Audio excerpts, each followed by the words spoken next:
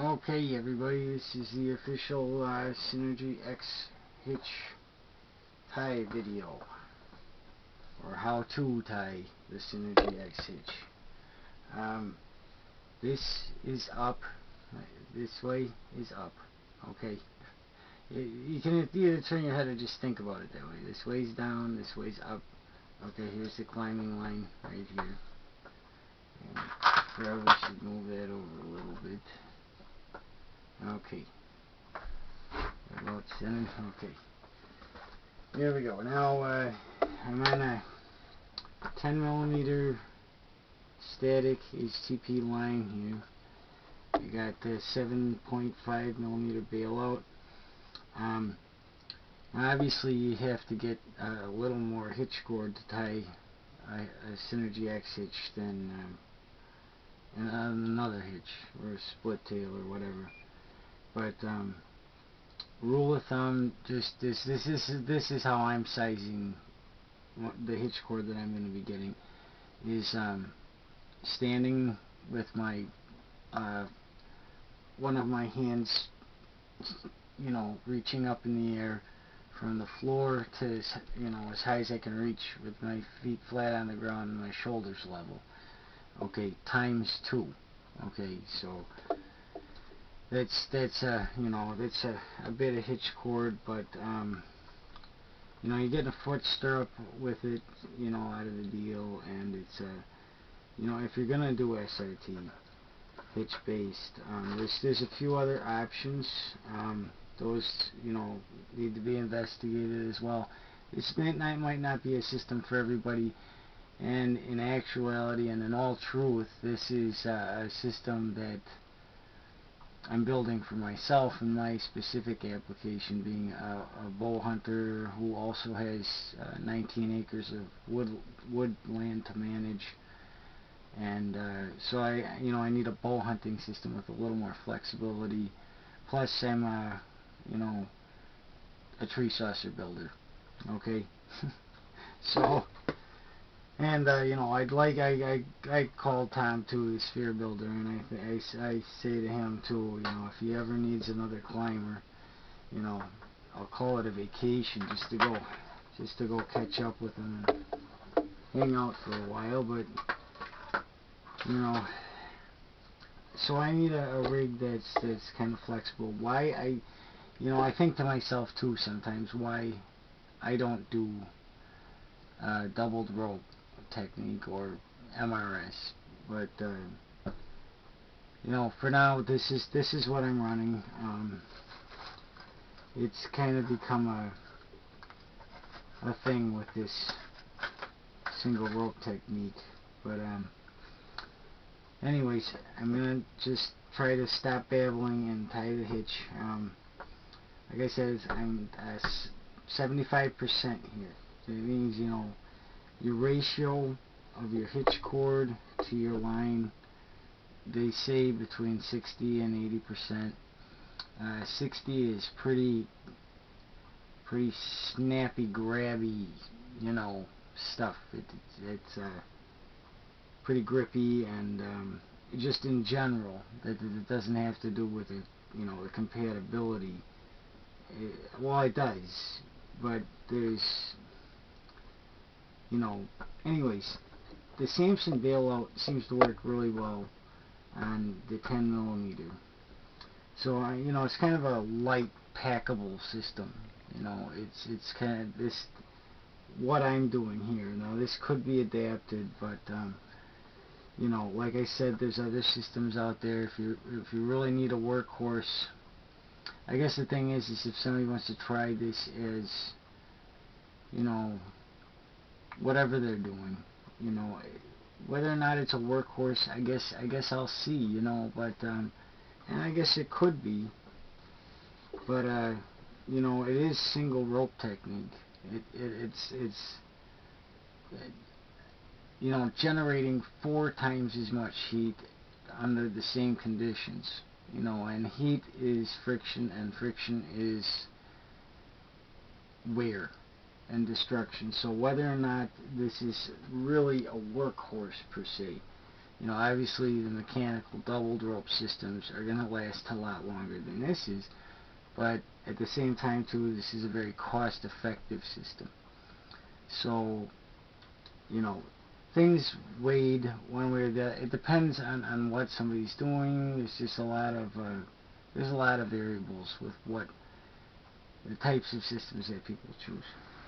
Anyways, I want to keep this a tie video, so I'm going to get on this. Okay, this is the official Synergy X Hitch how to tie video. So here we go. Now, I'm just tying this one way. This might not be how other people would tend to tie something, but there's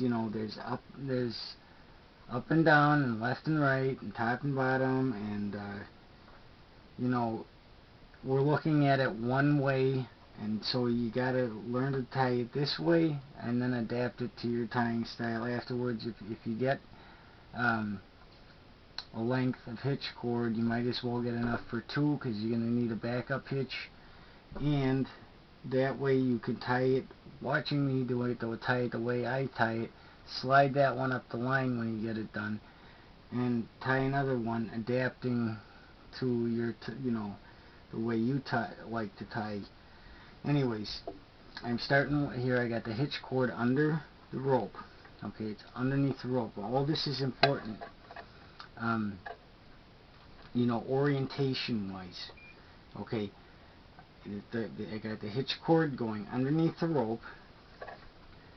I'm going, picking up the right side here, going over the top of the rope, and I'm wrapping my ball detain coil. Okay, so it's over the top from the right, under the bottom from the left to the right, over the top from the right to the left, and so on and so forth here. However many coils, you know, people are going to fine tune their hitches depending on their weight, depending on their rope diameter. You know, actually, if you have a smaller diameter line, you have a little less surface area, so you almost do want to run, you know, possibly an extra loop, you know, depending on how much thinner it is. Okay, I was running 4 on 5 helicals today. I'm gonna run, so I'll do what I was running today. Okay, so I got the 4 turns there. Now, when you start into your tressee, you take the one, and that goes underneath. The one that comes out from here, from the hitch cord end that comes from the top coil, goes over the top of the climbing line. In this situation, the way we're looking at it, okay, it's going over the top of the climbing line and underneath of the hitch cord end coming from the bottom coil. Okay, everybody got that? Is that okay? I don't want to have to rewind it, but see, this is the thing, is I hate having to rewind videos, so I'm going to do that again. Okay, so nobody has to rewind. Okay, there's parts that I do the same thing over and over again, and I won't have to do those over again, because I have to do them enough times where you won't have to rewind. But I want to make sure everybody gets this part right without having to rewind. Okay, you're underneath the rope with the hitch cord. Underneath the climbing line with the hitch cord, I should say. This is about your halfway point or so-ish of your hitch cord. And you pick up the right side, go from the right to the left over the top, left to the right under the bottom, right to the left over the top, left to the right under the bottom, and so on. You got your coils in there. Okay, so we got, this is towards they're both towards the table at this point, okay? But you take the top coil, then over the top of the rope so that it goes underneath of this, the next thing you do, which is laying the bottom coil hitch cord end over the top of that. Okay, so that's crossed over there. Okay, now it's the next part. The reason all this orientation is important is because how this is orientated to the first helical. Okay, so we got that. Okay, then you take the bottom coil, okay, which is the one coming over the top here, make a loop off to the left side, okay, with it laying just looped off and laying over the top of the climbing line.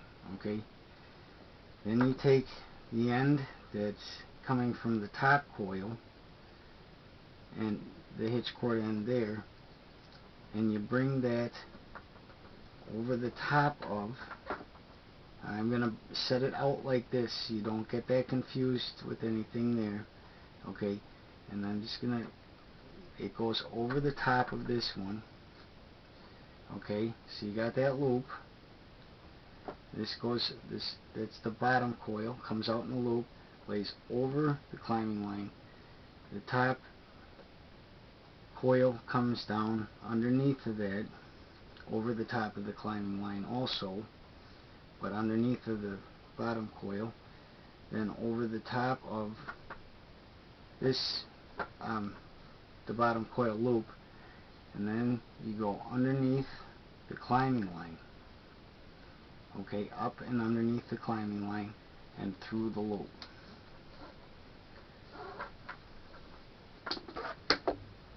Okay, now that motion gets repeated.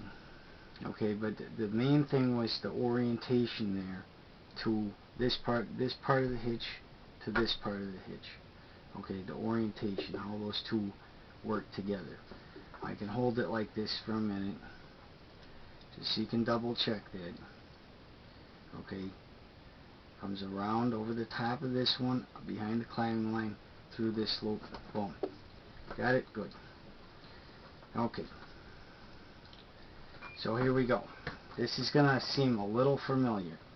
You take this loop coming in this direction, go over the, you make a loop going in this direction with the cord going in this direction, over the top of the climbing line, and you take this end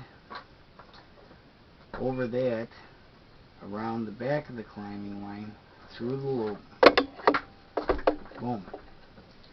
Then you do this, where you take this over the top of the climb, make a loop going off in this direction, over the top of the climbing line, you put this one over the top of that, you go around the back of the climbing line, you go through there, the loop, boom.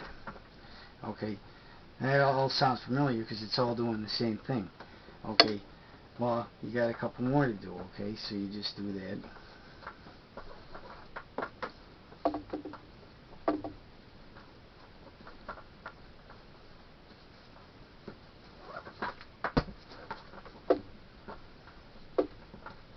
Okay, now when you count your helicals, okay, you're counting from the tracee, and you can tie this up tight where it's cinched up tight, because it will pull out.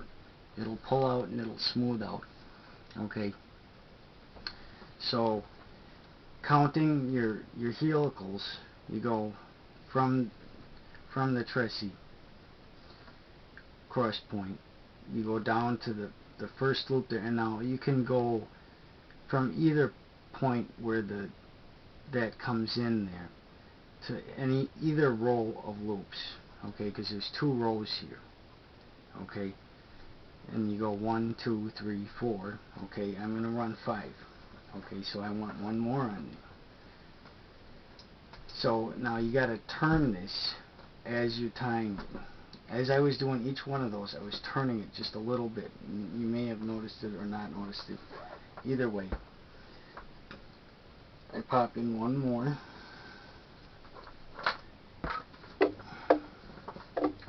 And that's my last helical. Did I mess that up? See, you can do that. You can mess stuff up, and you gotta check for it. Did I? No, I didn't. I did that just right. But it's never bad to question it, okay? It's better to say, geez, did I do that right, and double check it, than do it wrong and not double check it, okay? It's an important thing to remember. Okay, so there you got, you know, basically the upper section of the hitch. And you throw in your arborist string. Now I did it on a carabiner mostly because I wanted people to understand what it was, for one thing. I didn't know if I was going to run a carabiner or not, but you know, the whole thing is trying to keep the profile down so that I can clearance the system for rope walking. So I'm using an arborist ring. I would suggest actually running the arborist ring. They worked so well today. It was, oh, I got to explain what I'm doing. Anyways, okay. Anyways, I would suggest the arborist rings. I got, this is 28 millimeter, I think. I don't know. Anyways, 7.5 hitch cord. If you're running fatter hitch cord, you got to get a bigger arborist string. Okay. But anyways, when you finish out the last helical, okay, if you look at that, okay, both ends of the hitch cord are on the same side of the rope. You're putting the arborist ring between the rope and the climbing line and the hitch cord tails. Then you take the hitch cord tails, push them through the center of the ring on their respective side of the climbing line. Now this is probably the trickiest part, or would be the trickiest part for people if I didn't explain how to tie it, because it's a mirrored, interlocked double clove hitch. Okay, if you want to go back through it after you're done tying it and just double check it in your mind how and what that would be, okay, but if you just follow along, you'll get it. Okay, so it's the two tails are through the ring, coming through on either side of the climbing line. You cross them over the top of the climbing line. Okay, then you take, like, this tail of the hitch cord is crossed over to this side. You go through that side. Okay, like if I pull out the loop from the other one where it goes into the thing, you go through there. Now I'm gonna just, this might be a little vague, but I'll kind of reinforce it with a view of, you know, the stage of the tie thus far. Same on this side. Okay, this tail that crosses over this way goes through this way, between the one that comes out here that goes through the arborist string. Okay, so same thing on both sides, kind of mirrored.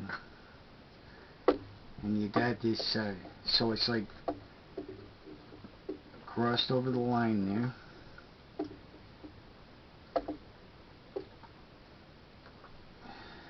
Over the climbing line.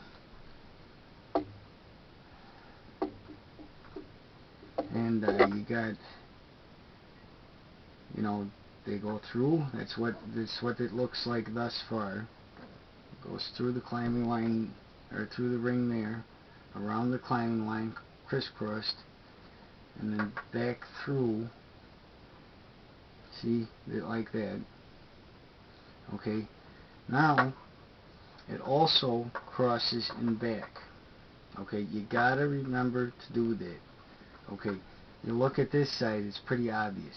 Okay, that you remember, but you have to remember to cross this too. So you get those things poked through there, you go, now I gotta cross those too. Okay, then you form a little bit of a loop with your finger, okay, and you just run this through from the same side that it's on to the other side and back through that loop.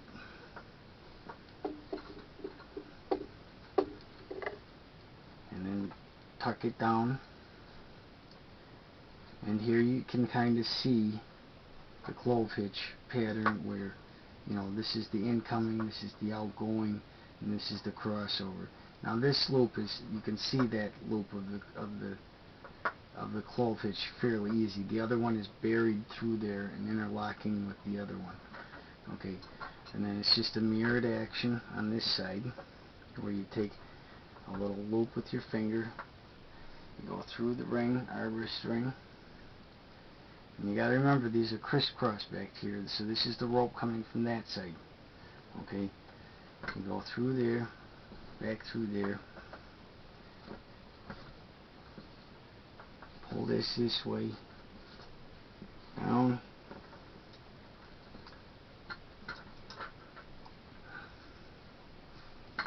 and there you go. But you're not done tying the hitch, and you're not done tying the hitch until you tie the two tails together. Okay, whether you're running a foot loop or not, okay, you can run these tails short, okay, and just tie them together, okay, but what we need there is some sort of you know, end-to-end knot that's qualified for life support. Okay, so here I'm just going to do a Zeppelin bend.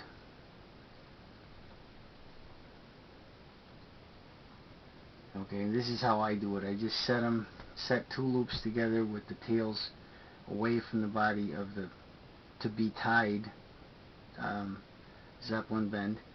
Put the two loops together, but they're facing in opposite corners. And you put this one through here, this one through here, and you gotta hang on to those pups, because you let go of them and they'll spring apart. Pull those first, then pull these, then pull those, then pull these, and then, you know, eventually it starts coming together, and then you just go boom, and you're done. Zeppelin bends are tricky to tie, but you know, it's a really nice knot. Anyways, that's the Synergy X Hitch official tie video.